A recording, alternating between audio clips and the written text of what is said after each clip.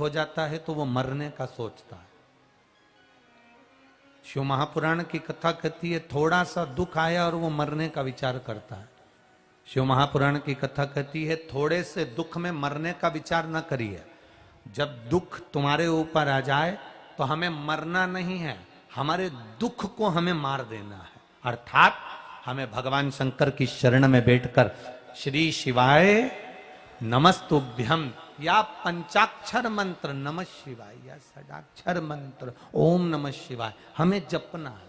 जब हम भगवान के नाम को जपेंगे तो हमारा दुख अपने आप कटना प्रारंभ हो जाएगा, अपने आप समाप्त हो जाएगा।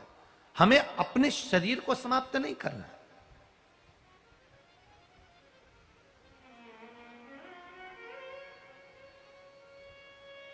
हम अपने शरीर को समाप्त ना करें।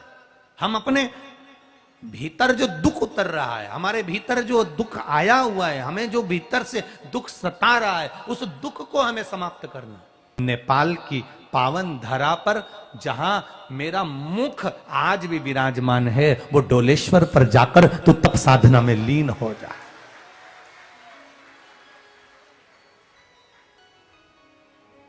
सारी दुनिया में जितने शिवलिंग हैं वो एकदम सीधे मिलेंगे। कौन कौन गया है डोलेश्वर? हाथ उठाओ जरा। डोलेश्वर का शिवलिंग सीधा है क्या? जम के बोलो, है सीधा? नहीं, थोड़ा टेढ़ा है।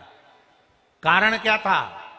केवल एक कारण, दधिबल भगवान शंकर की भक्ति में इतना डूबा हुआ था, इतना डूबा हुआ था, इतना डूबा हुआ था कि भगवान शंकर को देखकर दधिबल का मन नहीं डोलता था। भगवान शिव की भक्ति में इतना डूबा हुआ था, शिव जी बारंबार आकर कहते थे दधिबल मांग तुझे क्या। दधिबल ऐसे डूबे रहते थे कि भगवान शंकर के शिवलिंग की आराधना करते करते एक बार दधिबल आराधना करते करते अपने हाथ का टेका महादेव के शिवलिंग से लगा लिया, और महादेव के शिवलिंग से जैसे ही टेका लगाया, दधिबल टेका लगाकर बस बैठे ही थे, देव अधिदेव महादेव वहीं पर थोड़े से तिरछे हो जाते हैं और भगवान शिव आकर वर प्रदान कर कर चले जाते हैं। वो डोलेश्वर महादेव,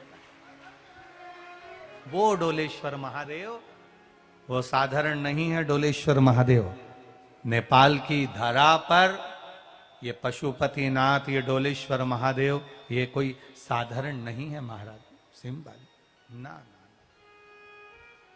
ये वही डोलेश्वर महादेव है जब माता पार्वती जी के भाई क्रोंच को, माता पार्वती जी के भाई क्रोंच को जब बाणासुर ने गलत जगह पर लगा दिया, तब पार्वती जी की मां मीनावती ने पार्वती जी से मांगा था कि क्रोंच का बदला लिया जाए। क्रोंच का,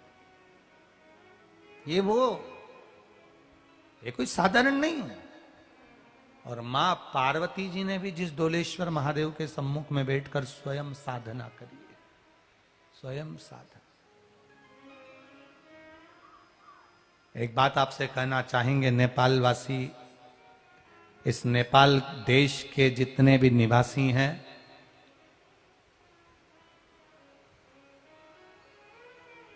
आप तो मधेश के वीरगंज से कथा सुन रहे हो, नेपाल देश के मध्य प्रदेश के वीरगंज क्षेत्र से कथा सुन रहे हो, पर आप लोगों से केवल इतना कहना चाहेंगे, जिंदगी में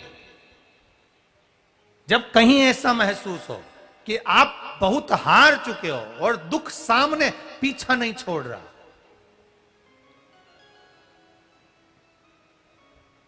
दुख पीछा छोड़ ही नहीं रहा, लगे जब ऐसा, तब कुछ नहीं करना है। आपके नगर में, आपके क्षेत्र में, आपकी कॉलोनी में, आपकी सोसाइटी में, आप जहां रहते हो, उस गांव में, खेड़े में, नगर में, जहां शंकर भगवान का शिवालय हो, वहां थोड़ी देर जाकर बैठ जाना और शिव का पंचाक्षर मंत्र, षडाक्षर मंत्र ओम नमः शिवाय या श्री शिवाय नमस्तुभ्यम का स्मरण करते रहे। कई लोग कहते हैं महाराज जी, जिस रुद्राक्ष को हम पहनते हैं, उस रुद्राक्ष को कहां नहीं पहनकर जाना चाहिए। 5 स्थान बताएं जहां रुद्राक्ष पहनकर नहीं जाया जाता। कितने स्थान हैं? 5।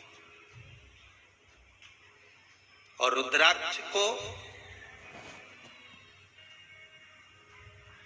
5 स्थान पर पहनकर नहीं जाते, पर रुद्राक्ष के लिए वर्णन किया गया है कि रुद्राक्ष कब कब उतार कर उसको वापस अभिमंत्रित करना चाहिए। 5 जगह पहनकर नहीं जाना चाहिए और रुद्राक्ष को अभिमंत्रित करना मतलब सीधा अमावस्या के दिन, पूर्णिमा के दिन, शिवरात्रि के दिन, श्रावण महीने के सोमवार को, प्रदोष के दिन, ये दिन आपके शरीर में जहां पर भी रुद्राक्ष है, आपके गले में अगर आप रुद्राक्ष पहने हो, आपके हस्त कमल में आप रुद्राक्ष पहने हो, आपने अपने पास में कहीं रुद्राक्ष रख रखा है, तो उस रुद्राक्ष को अमावस्या, पूर्णिमा, शिवरात्रि या श्रावण का सोमवार या प्रदोष आदि, इस दिन उस रुद्राक्ष को एक बार दूध में धोने के बाद उसमें थोड़ा सा सरसों का तेल अवश्य लगाना चाहिए। क्या होगा उससे? उससे होगा क्या? शिव महापुराण की कथा कहते हैं, महाराज रुद्राक्ष को दूध में धोने के बाद, स्नान कराने के बाद जल से स्नान कराया, थोड़ा सा सरसों का तेल लगा दिया। महाराज क्या मिलता है उससे? तो कहा उस रुद्राक्ष में बल प्राप्त होता है। कौन सा बल? जो शरीर के अंदर बीमारियां बढ़ती हैं, उस बीमारी को वो रुद्राक्ष धीरे धीरे समाप्त करना